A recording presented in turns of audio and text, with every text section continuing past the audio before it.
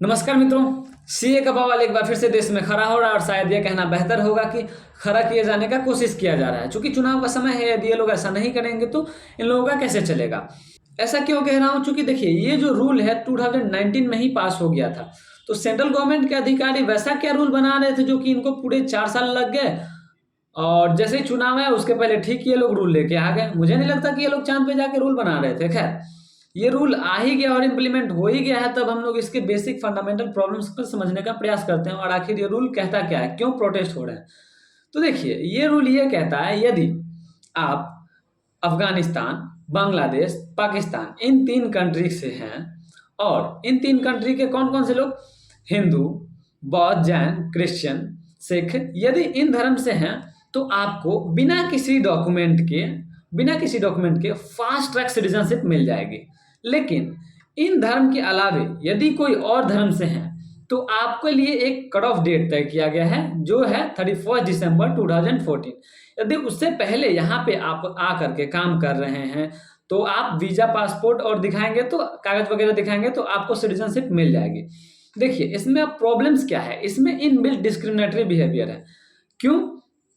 यदि सच में हम लोग अपना छवि यानी भारत का छवि पूरे विश्व में एक उदारवादी के रूप में हम लोग व्यक्त करना चाहते हैं, तो हम लोगों ने एक टारगेटेड धर्म और टारगेटेड देश को ही क्यों चुना? तो कुछ लोगों का लॉजिक ये है कि हम लोग रिलीजियस प्रोसिक्यूशंस की वजह से ये रूल बना रहे हैं। तो रिलीजियस प्रोसिक्यूशंस तो हो नहीं सकता है, चूंकि हमारे मुस्लिम पे हो नहीं सकता है, चूंकि हमारे आसपास के जो कंट्री हैं वो मुस्लिम मेजोरिटी कंट्री हैं। तो ऐसा ऐसा क्यों नहीं हो सकता है कि जो श्रीलंका है या फिर भूटान है और जो हमारे पड़ोसी मुल्क हैं, वहाँ पे भी तो रिलीजियस प्रोसिक्यूशंस हो सकते हैं, तो उन देश को मेंशन क्यों नहीं किया गया है?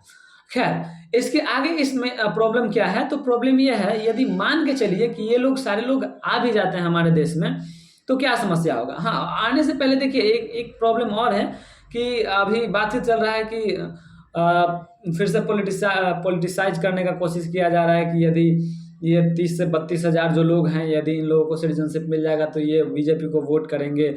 और ठीक वैसा ही काम ममता बनर्जी भी करती थी, तो उस समय बीजेपी एक्यूज करती थी। लेकिन इसको साइडलाइन रखते हैं, इसको छोड़ते हैं, क्योंकि मान के चलिए 30-32 हज़ार कोई बड़ा अमाउंट नहीं है, कोई बड़ा नंबर नहीं है। लेकिन जस्ट इमेजिन, यही हम लोग को 1-2 करोड़ में कन्वर्ट हो जाए तो 1-2 करोड़ हो जाएगा। ऐसा कैसे हो सकता है? मजाक चल रहा है क्या? बिल्कुल।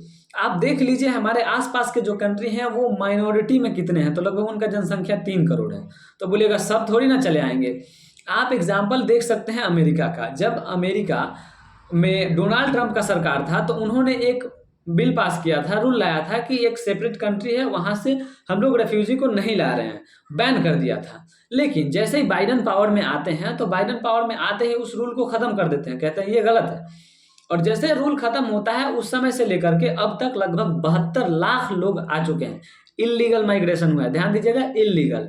लीगल कितने हुए हैं वो भी आप डेटा उठा के देख सकते हैं। यानी कि जब ये रूल आ जाएगा, हमारे देश में अप्लाई हो जाएगा, तो उसके बाद तो अभी ना 30-32 हज़ार हैं, आगे इस जनसंख्या तो आराम से 70 लाख, 80 लाख, 1 करोड़, 1.5 करोड़, 2 करोड़ में भी जा सकता है ना। तो कोई बड़ी समस्या नहीं है। अब देखिए, यदि ये लोग आ जाते हैं तो क्या समस्या होगा? तो समस्या ये होगा कि हम लोगों का अभी यहाँ पे जॉब का समस्या आ जाएगा। और हमारे देश में क्या बेरोजगारी का अभी स्तर है वो हम लोगों को बखूबी पता है। हर बार एक ही बात को हर वीडियो में मेंशन करना जरूरी नहीं है। इसके आगे medical infrastructure, education system, natural resources, हर चीज़ प्रभावित होगी। और देखिए, एक और नेक्स्ट लेवल का प्रॉब्लम क्या आएगा, नेशनल सिक्योरिटी का क्या आएगा?